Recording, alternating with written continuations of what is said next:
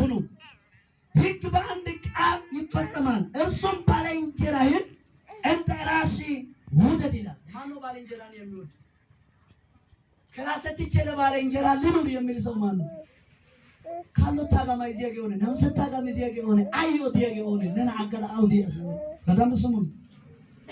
ሕግ ሁሉ በአንድ ቃል ይፈጸማል፣ እርሱም ባልንጀራህን እንደ ራስህ ውደድ የሚል ነው።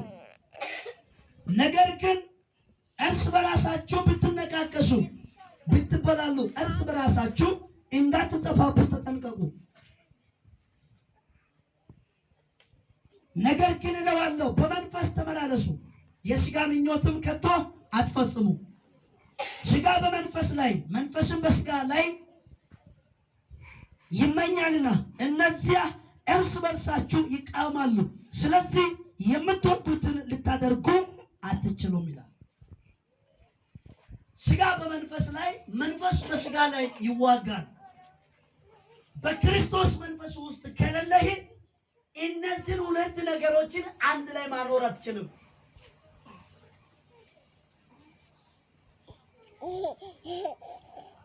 ለምሳሌ ሥጋ በመንፈስ ላይ መንፈስ በሥጋ ላይ እርስ በርስ ይዋጋሉ ይላል።